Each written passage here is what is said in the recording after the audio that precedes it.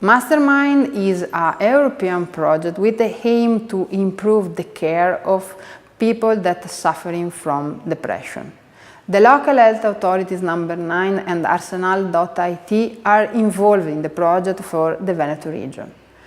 Arsenal is in charge to support the local health authorities number 9 in the definition of the requirement on the technical and organizational issue to implement this type of services. Arsenal support the local health authorities number 9 in the carry out the pilot and in the data management and in the data analysis for carry out the HTA report.